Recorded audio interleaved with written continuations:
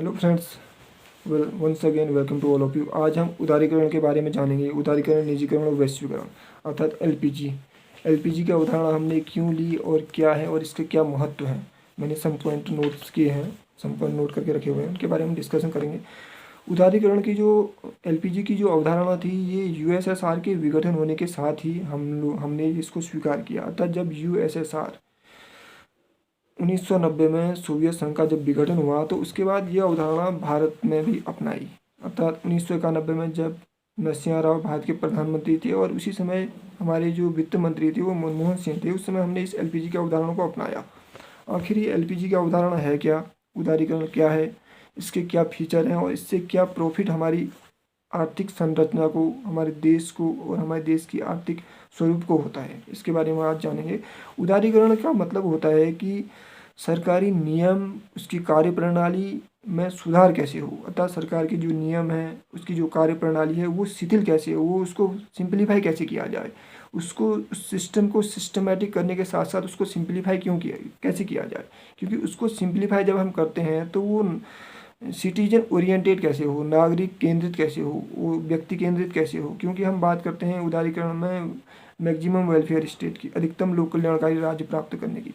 जब हम एक नागरिक के अधिकतम हित की बात करते हैं, एक राष्ट्र के अधिकतम हित की बात करते हैं, तो हमें वहाँ पे किसी भी आज के संदर्भ में अगर हम बात करें तो आज अगर हम हित को देखते हैं तो हित जो है वो अर्थ से जुड़ा हुआ है, आर्थिक परिस्थिति से जुड़ा हुआ है। और जो हमारा हित है, जो हमारा, हम कह सकते हैं जो हमारी सुरक्षा है, वो हमारी इकोनॉमी से जुड़ी हुई है। जब हम इकोनॉमिक तौर पे मजबूत होंगे, हम स्ट्रेंथन होंगे, तो हम उन कमजोरियों से लड़ पाएंगे, उन शत्रुओं से लड़ पाएंगे जो शत्रु हमें कमज़ोर कर रहे हैं, जो हमें आंतरिक रूप से कमज़ोर कर रहे हैं। इसीलिए हमने इस उदारीकरण की अवधारणा को अपनाया। और इस उदारीकरण की अवधारणा को अपनाने के साथ हमने देखा कि जो हमारी गवर्नमेंट मशीनरी है, गवर्नमेंट जो मशीनरी है, जो सरकारी कार्यप्रणाली है, जो उसके नियम हैं, जो उसमें सुधार करने की ज़रूरत है, उनको किस स्तर तक सुधार किया जाए, ताकि हम यहाँ पे हम बात कर रहे हैं नागरिक, सरकारी मशीनरी और लोक कल्याणकारी राज्य। अर्थात जो लोक कल्याणकारी राज्य है वो नागरिक और सरकारी मशीनरी के बीच में खड़ा है। इस लोक कल्याणकारी राज्य को प्राप्त करने की जो जिम्मेदारी, प्राप्त करने की जो आकांक्षा है वो नागरिक की है, और इस लोक कल्याणकारी राज्य को देने की जो जिम्मेदारी है वो राज्य की है। अब राज्य अपने देने की जिम्मेदारी को कैसे निभाएगा, इसीलिए हमने इस उदारीकरण की प्रक्रिया को अपनाया, ताकि हम इस उदारीकरण की प्रक्रिया में जो सरकार के नियम है, उसके जो कानून है, जो उसकी कार्य करने की प्रणाली है, उसको सिंप्लीफाई कैसे करें, उसको सरलीकरण उसका कैसे करें।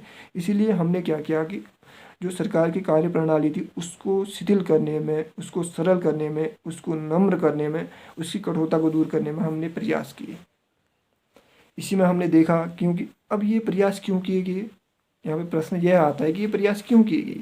हम बात कर रहे हैं नागरिक के अधिकतम हित की, उसके लोक कल्याण की बात कर रहे हैं, हम लोक कल्याणकारी राज्य की बात करें। लोक कल्याणकारी राज्य मतलब नागरिक का अधिकतम हित कैसे हो। अब नागरिक का अधिकतम हित कैसे हो, इसके लिए हमने देखा कि हमारा जो देश है, हमारी जो कंट्री है, इकोनॉमिकली उतनी स्ट्रेंथ नहीं है, उतनी मजबूत नहीं है कि वो अपनी सारी आवश्यकताओं की पूर्ति अपने आर्थिक संसाधनों से कर सके। क्योंकि हमारे पास लिमिटेड रिसोर्स हैं और लिमिटेड संसाधन होने के साथ साथ उनका ऑप्टिमाइजेशन, उसका जो ऑप्टिमम यूटिलाइजेशन है वो भी एक मात्रा तक ही किया जा सकता है। उसका अगर हम अंधाधुंध दोहन करते हैं तो उससे हमारे रिसोर्स खत्म हो जाएंगे, और रिसोर्स खत्म होंगे तो उससे हमें एक नेगेटिव इम्पैक्ट हमें, हमारी कह सकते हैं कि जलवायु पे, हमारे संसाधनों पे, हमारी मानव कार्य प्रणाली पे पड़ेगा। इसको बनाए रखने के लिए हमने उदारीकरण की प्रक्रिया को अपनाया, जिसमें हमने देखा कि जो विदेशी व्यापार है उसके नियम कैसे शिथिल किए जाएं, और जो विदेशी इन्वेस्टर हैं उसको कैसे भारत में आकर्षित किया जाए, ताकि वो अपने जो उनका मोटो है वो फुलफिल करने के साथ साथ तो भारत के लोक कल्याणकारी राज्य के मोटो को भी फुलफिल करें। क्योंकि इससे क्या होता है कि एम्प्लॉयमेंट जनरेट होता है। जब एम्प्लॉयमेंट जनरेट होगा, जब रोजगार का सृजन होगा तो बहुत सारे लोगों को रोजगार मिलेगा। अब जब रोजगार मिलेगा तो इससे क्या होगा कि हमारी जो आर्थिक संरचना है वो मजबूत होगी। आर्थिक संरचना के मजबूत होने से क्या होता है कि रोजगार जनरेट होंगे, रोजगार जनरेट होने से मार्केट जनरेट होगी, मार्केट जनरेट होने से इकोनॉमिकल स्ट्रक्चर जनरेट होगा, इकोनॉमिकल स्ट्रक्चर जनरेट होने से प्रति व्यक्ति आय, राष्ट्रीय आय जनरेट होगी, और प्रति व्यक्ति आय और राष्ट्रीय आय जनरेट होने से राष्ट्र का स्वरूप मजबूत होगा। इसी को बनाए रखने के लिए हमने उदारीकरण की प्रक्रिया को अपनाया। जिसमें हमने देखा कि विदेशी व्यापार के नियमों में शिथिलता की गई और उसको नम्र किया गया और बैंकिंग प्रणाली में सुधार किया गया और देश के जो आंतरिक नियम थे जो कठोर थे उनको शिथिल किया गया, टैक्स प्रणाली में सुधार किया गया और बीमा, शेयर, रेलवे इन क्षेत्रों की प्रणालियों को सुधार किया गया ताकि जनता का प्रशासन से सीधा जुड़ाव हो सके। क्योंकि जब तक जनता प्रशासन से हार्दिक तौर पे जुड़ाव नहीं होता है तब तक प्रशासन अपनी नीतियों का, अपने नियमों का, अपनी जो उसकी जो आकांक्षाएं हैं, जो उसके उद्देश्य हैं, उनकी पूर्ति नहीं कर सकता है। अगर सपोज कोई जनता है, अगर वो प्रशासन से जुड़ाव स्पष्ट तौर पे और सरल तौर पे नहीं कर पा रही है तो जनता की आवश्यकताओं की पूर्ति तो नहीं होगी और साथ साथ प्रशासन के उद्देश्यों की भी पूर्ति नहीं होगी। जब प्रशासन के उद्देश्य सफल नहीं होंगे तो राष्ट्र के उद्देश्य कैसे सफल होंगे? क्योंकि राष्ट्र के उद्देश्य ही प्रशासन के उद्देश्य प्रशासन के उद्देश्यों से और प्रशासन की कार्यप्रणाली से जुड़ा हुआ है। अब यहाँ पे हमने देखा कि जो प्रशासनिक कार्यप्रणाली है और जो राज्य की कार्यप्रणाली है और जो हमारे नियम है, जो कानून है, उनमें शिथिलता, सरलता और उसको सुगम कैसे बनाया जाए ताकि जो व्यक्ति है वो अपनी ज़रूरत को लेकर प्रशासन से कैसे जुड़ सके। इसी को देखते हुए हमने लिबरलाइजेशन को अपनाया और जनता और प्रशासन के बीच एक मजबूत और सरल पुल बनाया ताकि जनता उस पुल के माध्यम से प्रशासन तक जा सके। दोस्तों, अब हम बात करते हैं प्राइवेटाइजेशन की, जिसको हम निजीकरण भी कहते हैं। अभी तक हमने बात की उदारीकरण की, लिबरलाइजेशन के फीचर ये थे कि जो सरकार की कार्यप्रणाली है, जो उसके नियम है, जो उसके कानून है और ख़ास तौर से जो इन्वेस्टर हैं उनके लिए सरलीकरण कैसे किया जाए नियमों का, कानूनों का, और जनता और प्रशासन के मध्य एक जुड़ाव कैसे पैदा किया जाए, इसके लिए सरकार ने नियम बनाए, कानून बनाए और कार्यप्रणाली को शिथिल किया। अब जो प्राइवेटाइजेशन जो है वो सार्वजनिक उद्योगों व प्रबंधन में निजी क्षेत्र की भूमिका को दिखाता है। अर्थात प्राइवेटाइजेशन का मतलब यह होता है कि किसी भी राष्ट्र की अर्थव्यवस्था, उसकी संरचना, उसके स्वरूप और उसकी कार्यप्रणाली और उसके औद्योगिक ढांचे और उसके संरचनात्मक ढांचे में निवेशकों को कैसे आकर्षित किया जाए। क्योंकि अब जब हम निवेशकों को आकर्षित करते हैं तो इससे एक फ़ायदा ये होता है कि आर्थिक जो प्रॉब्लम थी वो सॉल्व होती है। क्योंकि कोई भी राष्ट्र जो होता है उसके पास इतने संसाधन नहीं होते हैं कि वो अपनी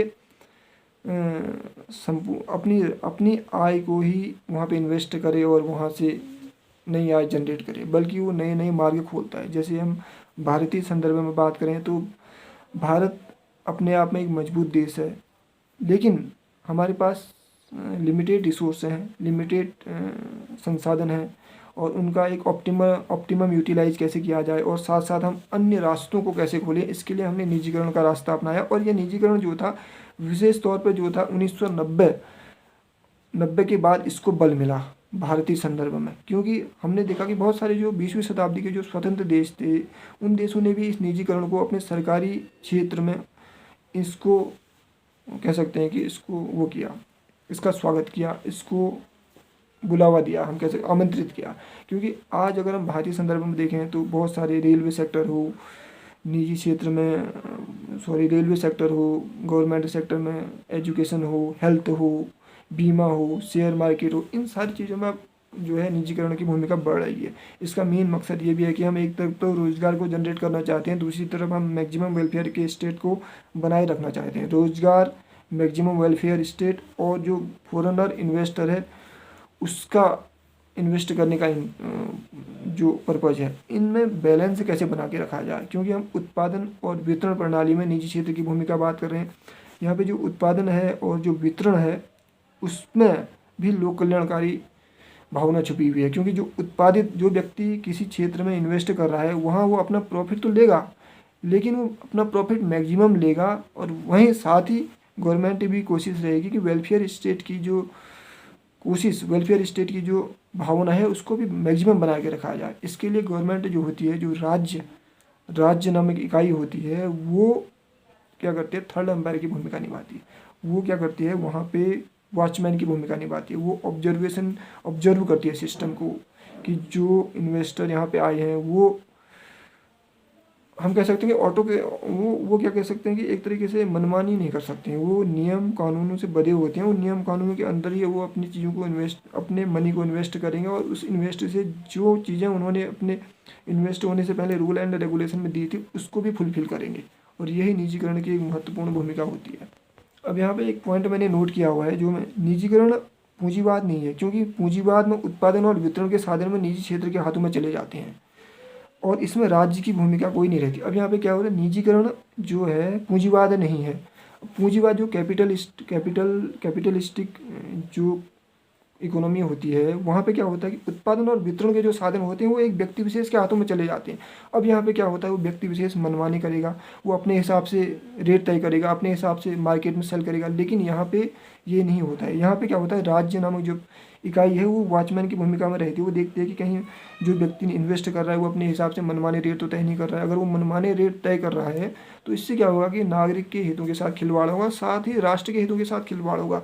इन हितों के साथ खिलवाड़ ना हो, इसको बनाए रखने के लिए हमने यहाँ पे राज्य नामक जो इकाई है वो सुपरविजन की कंडीशन में रहती है।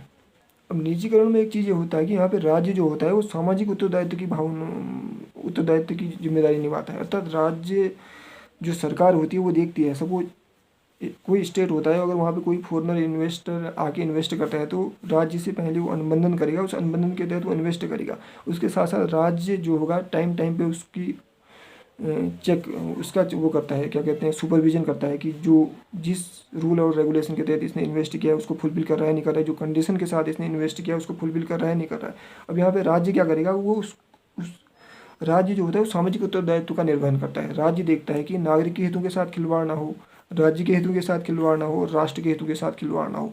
इससे क्या होता है कि एक सामाजिक संरचना का जन्म होता है और सामाजिक संरचना का तात्पर्य यह है कि यहाँ पे राज्य के लोगों को भी रोजगार मिलता है और एम्प्लॉयमेंट भी जनरेट होता है, इकोनॉमी जनरेट होती है, मार्केटिंग सिस्टम भी जनरेट होता है और साथ साथ जो इन्वेस्टर होता है उसको भी प्रॉफिट होता है। ओवरऑल ये एक तरीके से हम कह सकते हैं ग्लोबलाइजेशन टाइप का ही है, क्योंकि यहाँ पे ग्लोबलाइजेशन टाइप का ये है कि यहाँ पे जो फॉरेनर इन्वेस्टर आ रहा है वो भी इन्वेस्ट कर रहा है और राज्य के जो नागरिक हैं वो भी एम्प्लॉयमेंट पा रहे हैं और एम्प्लॉयमेंट पाने से उनका क्या होता है कि एक मार्केट इस्टेब्लिश हो रही है, एक मार्केट रन कर रही है, क्योंकि मार्केट में अगर मनी है तो मार्केट चलेगी और मार्केट चलेगी तो उससे क्या होगा कि एम्प्लॉयमेंट के नए नए रास्ते खुलेंगे। कुछ ऐसा ही निजीकरण से भी होता है, लेकिन इसमें राज्य की जो भूमिका होती है वो महत्वपूर्ण होती है। राज्य नामक जो इकाई होती है, कोई भी राज्य हो, वो वॉचमैन की भूमिका निभाता है। वो देखता है कि जो राज्य निर्णयकर्ता की भूमिका में होता है, थर्ड अंपायर की भूमिका में होता है हम कह सकते हैं, वो देखता है कि जो इन्वेस्टर है वो अपनी नीतियों में इन्वेस्टर की नीयत क्या है और इन्वेस्टर उन नीतियों के साथ इन्वेस्ट कर रहा है नहीं कर रहा है जो राज्य के साथ इन्वेस्ट करते हुए अनुबंधन में शामिल थी। आई थिंक आज हमने देखा कि क्या निजीकरण क्या है, क्योंकि अगर हम देखें तो चाहे वो निजीकरण हो, चाहे उदारीकरण हो, चाहे वैश्वीकरण हो, ये एक दूसरे के पार्ट हैं और एक दूसरे के बिना अपूर्ण है, क्योंकि निजीकरण भी ग्लोबलाइजेशन का पार्ट है और निजीकरण भी उदारीकरण का ही पार्ट है। निजीकरण की पूर्ति तब होगी जब उदारीकरण उसमें सहायक होगा, उदारीकरण की और वैश्वीकरण की पूर्ति भी तब होगी जब उसमें निजीकरण और उदारीकरण सहायक होगा। क्योंकि उदारीकरण का तात्पर्य यह है कि हम अपने नियमों में, कानूनों में किस तरीके से फ्लेक्सिबल हैं। अगर कोई देश है, अगर वहाँ पे अच्छी तरीके से इन्वेस्टरों को प्रोत्साहित किया जाता है, उसके लिए एक बेटर प्लेटफॉर्म दिया जाता है, तभी कोई भी इन्वेस्टर वहाँ जाना चाहेगा। ऐसा ही निजीकरण का भी है। आई थिंक आज का जो टॉपिक है वो हमने निजीकरण के बारे में जाना। I hope this discussion is helpful to you. Thank you.